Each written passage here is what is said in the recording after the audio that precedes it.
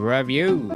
Book 101 is all about the books that I read for the last 40 years. And today I have my special guest. He is a coach, catalyst, speaker, award winning author, and a performer. No other than Mr. Kellan Fluckiger. Welcome to Book 101, Mr. Kellan. And can you please introduce more about yourself? You bet. Thanks for having me, Daniel, and thanks for the work that you do. I know that putting on these kinds of shows is a labor of love, a lot of work for you, and I appreciate how you're helping people with these reviews, both the authors and those that might read it. So I had an executive career for 30 years, from 1977 to 2007. After that, quote, executive career, I had to come face to face with the fact that I hated who I had become and was literally buried in all kinds of life failures, which, make great reading and is in a different book called Tightrope of Depression. But anyway, I started on a new path, started over in 2007. For the last 18 years, I have become an author and a coach, and I coach clients around the world. But the thing I coach most on is helping people learn to tell the truth to themselves about themselves, who they really are and want to be, instead of kind of living in the myth of what we're taught is okay or expected in the world, which leads to kind of the place that I went, because I was very successful and miserable. And so the books that I write are about my own journey, and with the eye of helping others to achieve their own success. And I call it Your Ultimate Life: Purpose, Prosperity, and Joy. Mr. Kellan Fluckiger, thank you so much for sharing your knowledge to the world and hoping for more and more empowering books like this to come. Living with Purpose and Power. Can you tell us your inspirations to write this book? Yeah. So that's my 20th book, and I'm working on number 21 right now. And Living in Purpose and Power is kind of a sum. I put 18 years worth of learning in that book to teach two things. One is we have the opportunity to create ourselves, and we don't very much. We let circumstances create us, what other people want, other people do, obligations and all that stuff. And so that creates this churn or this conflict inside of us, because we've never taken time to figure out who the heck we actually are. So I wrote that book to help people both learn exactly how to create yourself, like decide who you are, and then to make it true every day, because it's easy to go to a conference and get all excited by some speaker and write some declarations. I'm this, I'm that. But most of the time, nothing happens with that. And by most of the time, I mean 99.9%.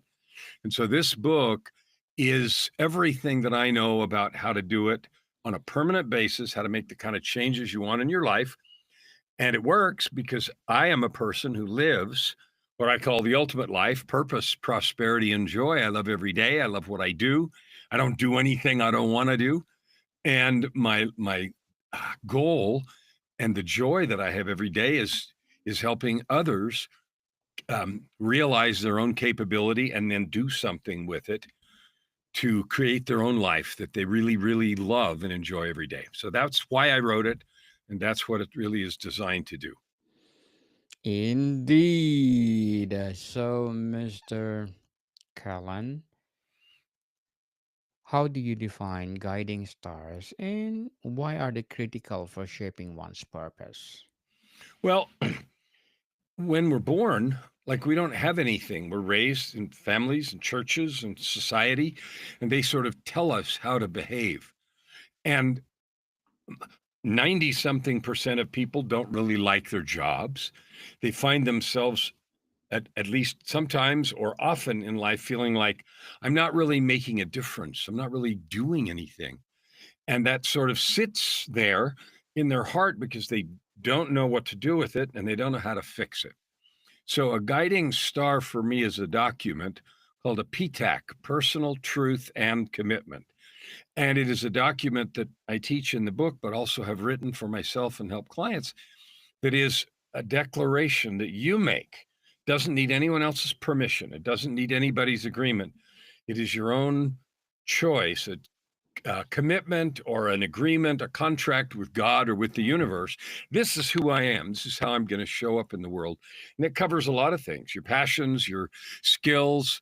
But at the core, it is you making a conscious choice about who you want to be. So that's the guiding star, which is, it's a really powerful process because most people have never actually sat down and done the work that I take them through to create their own definition of happiness and their own beyond, people say, I want a lot of money and that kind of crap. But I'm talking about really who are you? How are you going to walk through the world and making that choice? So that's what the guiding star is. It's the creation of a document of your own making and choosing that describes in the most powerful language you can create. And when I tell clients or people I'm working with that already have, things, well, I have a document, I ask a really simple question. When you take your document, number one, do you have it memorized? And if the answer is no, the conversation's over. But even if you do, when you look in the mirror in the morning and you say those words to yourself, does it make you tremble? Does it make you weep? Does it make you fired up? And if the answer is no, then I tell them throw it away because you haven't said anything yet. Because the truth of who you are is powerful. And if you can't connect with that, then you're going to leave half of life on the table. Indeed, too powerful, people. What practical steps do you recommend for someone struggling to identify their life's purpose? Buy the book first, not because I'm trying to sell books, but because I don't know of any other. I mean, I've read hundreds, maybe thousands of self-help books and development books and all the rest. I've got libraries full. And none of them address the the truth of creating your own contract, as it were, with your creator. Like, who do you decide you want to be? And then to review it every day. So number one, you have to follow the steps and process to create at least version one, because you're going to revise it and revise it and revise it as you grow. Part two, the practical steps is this. I ask people, how do you get up in the morning? And most people, well, I get up and brush my teeth and eat and have some coffee and look at my emails and stuff like that. And what we do then is we give power to everything else, the emails and what bothered me and my mate and the dog peed on the floor. We give power to everything around us to create how we feel. And so, what I also teach in the book is something called a daily creation process. Because if we don't take control and create on purpose how we want to show up, who we want to be, then circumstances around us will create for us, because then we just react to what's going on. If you create yourself, you no longer react to what's going on. You may need to handle some things, but it's not from a place of frustration or negativity or anything else. It's from a place that you create yourself that is consistent with you've chosen to be. And there's no power like that. So it is a creation of a declaration and a daily creation process.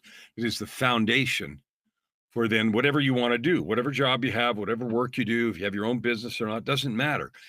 It is, you're going to do the same things. The question is who are you being as you do those things? That's the real question. Very well said. Very well said, Mr. Kellan. Beautifully articulated. In the book, you mentioned overcoming fear. What strategies do you propose for silencing self doubt when pursuing purpose? Well, fear. I had a guy once who was speaking, and he's a friend of mine. He's a very, very successful coach. He was talking to an audience, and he stood up and said, I'm going to write a check right now for $1 million, and I'll give it to you. And he had the money, and I knew him, and I knew he had that kind of money.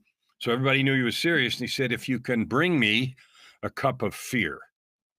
And of course, nobody can do that. Fear is it is a internal condition that comes when we believe something. we believe will fail or will look stupid or there might be physical stuff, but that's rare. So you believe somehow that what's going to happen to you, embarrassment or whatever, is going to damage you. And the truth is, no, it's not. It's a story about what we believe others are going to think of us, and we live in that fear of what people are going to think, what we look like, that will fail, all that stuff. And this is the purpose of creating yourself. Like, I have a podcast. I do music. I sing. I do all kinds of stuff. And you know what? I don't care what anybody else thinks, because this is me being me with everything that I've got. And the best thing that you or me can give to the world is all that we are, without worrying about what anybody else thinks. Who cares? Like, really, who cares? And so fear is recognizing that it's external. You don't have to have that experience. In fact, one of the books I wrote is called Walking Without Fear. And it's an entire book on what fear is, what it isn't, and that whole thing. So the strategies is to recognize what it is, say it out loud. I'm afraid that. And often we don't even really know what we're afraid of. It's just this sort of nameless feeling inside of us, and it keeps us from doing stuff. And what it really keeps you from doing is being the very best version of yourself. You keep locked in a cage because you're afraid of, I don't know. I don't even know what I'm afraid of. Somebody's going to whatever. So there's some very practical ways, by starting with remembering that and realizing that what other people think of you is actually none of your business. Yes, people don't care what people say about you. Go, go, go. If you have the passion, show to the world. How can individuals stay aligned with their purpose when faced with societal pressure or external expectations? Well, here's what I have. I ask clients this question. I say, how many of you feel like you've got a bunch of obligations? And everybody always raises their hand. And I'll say, you know what? Empty your calendar, throw away every single thing. So it's empty. Now you have nothing. Now only put, and they'd say, well, yeah, but I got to make money. I got a rent payment. I got a husband or wife. I got kids. I got mortgage. They say all that stuff. And that's true, but you get to choose how you see it. And the word obligation is a poison word, because the minute you say, I have to do this, and treat it as an obligation, it brings with it the seeds of resentment. Because inherent in I have to means I'd rather be doing something else. And so here's the secret: throw away all your obligations and only put those things back that you're willing to be truly committed to. So either quit doing it and deal with whatever consequences there are, like moving or whatever, or change your mind and say, I get to do this. This is my privilege. It is my commitment, not my obligation.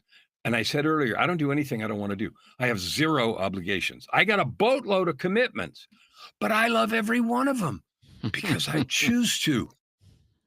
And I go Yes. into every one of them with that thought, and it changes everything. It changes how good I do. It changes how people feel that are part of the exchange and interaction.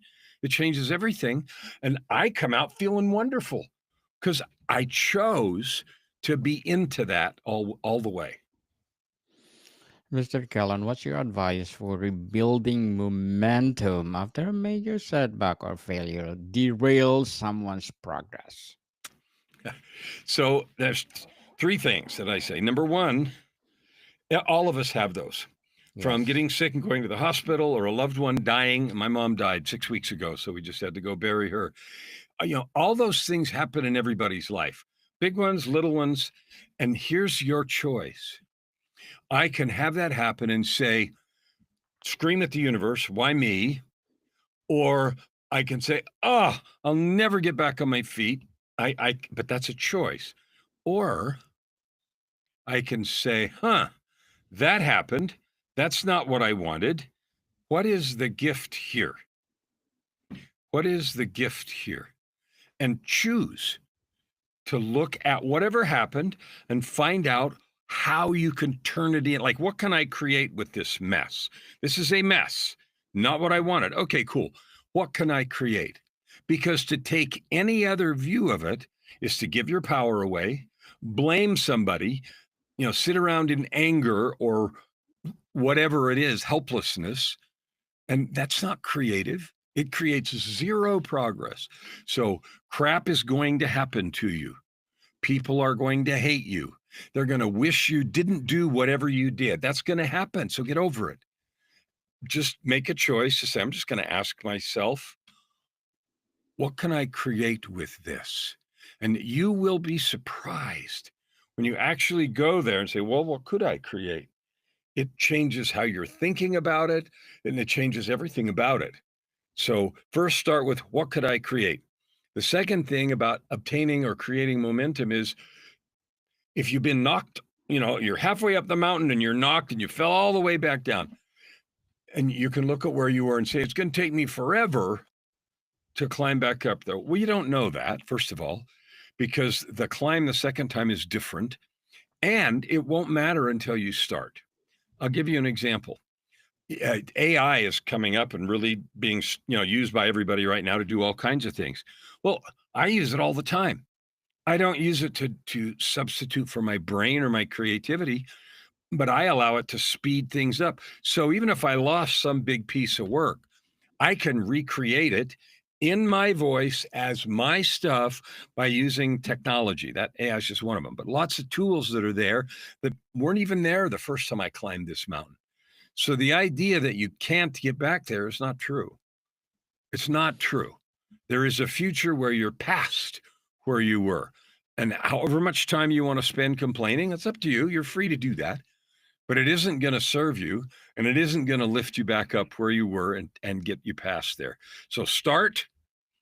Where's the gift? Start now, do what's in front of you, and just keep going. Because if you keep going, you're going to get there. You can't not get there. Yes, definitely. Thank you for your advice, Mr. Kellan. But before we continue our discussion, I want to shout out my top 10 tops 30 days top ranking on Book 101 review, because in Mali I got 9 on the Apple chart, United Arab Emirates at 11, El Salvador at 13, Uruguay at 14, Norway at 26, Canada at 30, Slovenia at 44 on the Apple chart, Macedonia at 49, and many more. Thank you so much for supporting this podcast, because this podcast is created to empower authors, writers all over the world. So, Mr. Callan, how do you balance ambition for purpose with contentment in the present moment? I don't. So I'll just say I don't. I don't find balance is required because I'm content all the time. I live in a Interesting. place of happy. Every day that doesn't mean everything goes the way I want, but I don't care. I don't mind what happens because yeah, if I've got to go fix something, I got a leak in the pipe, okay, I got to go call a plumber and do some stuff. But that doesn't make me uncontent or unhappy. It just doesn't. And that's something you can learn to do. It's not magic, and I'm not any different than you.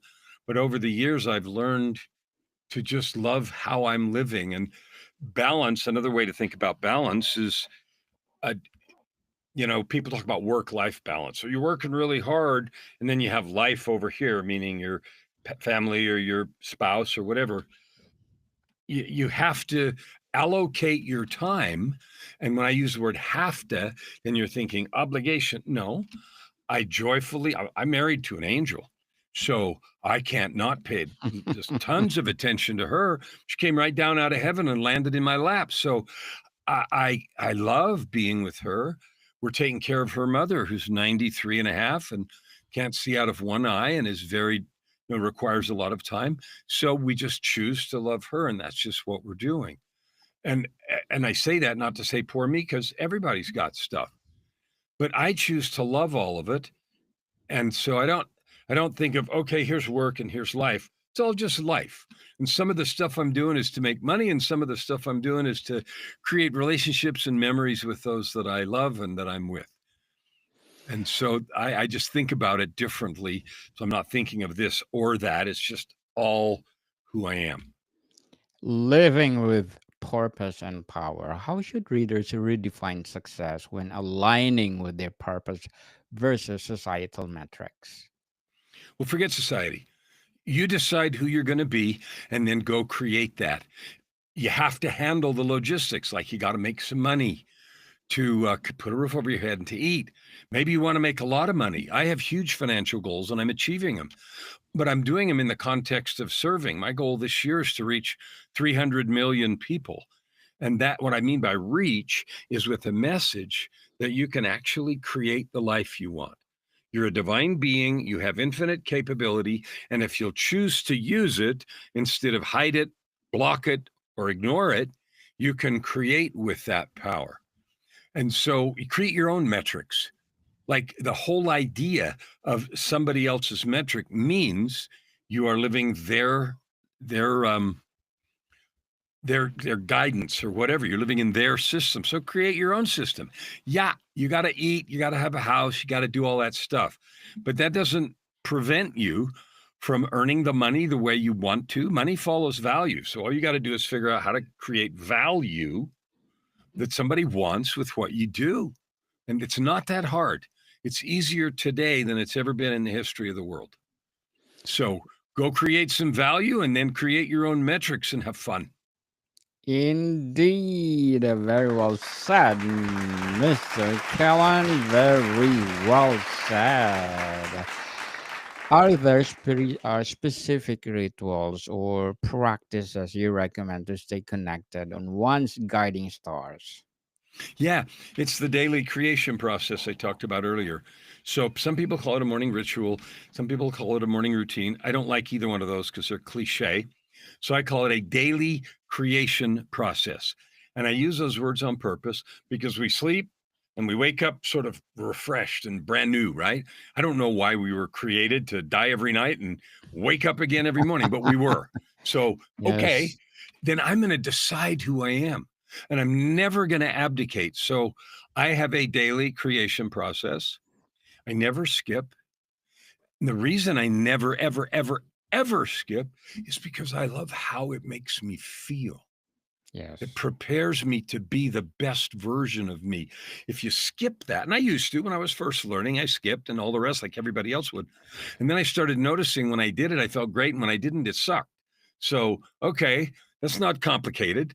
If I have to get up a little earlier or not do this or that, that's fine because I love how it makes me feel and how I show up during the day, talking to you. Earlier this afternoon, I talked to somebody, a client, other clients, people. I set my life up so I meet 5 or 10 new people every week, and I love them all. And I set myself up to be that and do that. And so this is not nutcase. This is living your ultimate life. So that's how you stay connected. You stay connected like you use it and you make it part of your life. Like it's like saying, how do you stay connected to nutrition? Well, you eat. Well, how do you stay connected to your purpose? Well, you weave your purpose into everything you're doing. Okay, Mr. Kellan, before we wrap up our discussion for today, I'm inviting you to please do listen to my other podcast, people. My other podcast, because my abstract essay is already in fifth season, abstract poetry in second season, and of course, my book 101 review in fifth season, comedy 101 in second season, and of course, my food 101 in its fifth season, too, geography 101 in fourth season, love letters in third season, and my baby podcast, Mental Health 101, Movie 101 review in fourth season, and Music 101 in third season, and Sex 101 and Science 101 in first season. Please listen to them wherever you listen your podcast. So, Mr. Kellan, if someone feels utterly stuck, what's the first action they should take to begin living with purpose and power? Well, read the book because that's where I put everything in. If you want to talk to me, there's the URL on the screen, kellanfluckigermedia.com. There's a link there to a contact form, and you can get a hold of me. When you have a weird name like Kellan Fluckiger, you can't hide. So I'm Yes. on all the socials, and I'm not hard to find. If you can't find me, you ain't looking. That's hard to find. Mr. Kellan Fluckiger, thank you so much for sharing your knowledge to the world. So, can you please invite our listeners to support all your books, your business itself, or whatever projects you are creating right now? You bet. First, I want to invite them to listen to your stuff. 10 podcasts, that's heroic, or 12. You're amazing. Thank So you. that's a beautiful way to add good to the world. Kellan Fluckiger Media, that same kellanfluckigermedia.com. All my books are there. My podcast links are there. Anything you want to know or follow, my YouTube channel, all of it. And so if you want to know more, if you want to get in hold of me, go there. Yes, people, let's support Mr. Kellan Fluckiger because if you support him, more and more and more empowering books to come, more and more empowering podcasts, or more empowering business to come. So, Mr. Kellan, thank you so much for your time. Thank you. More to come, people. See you soon.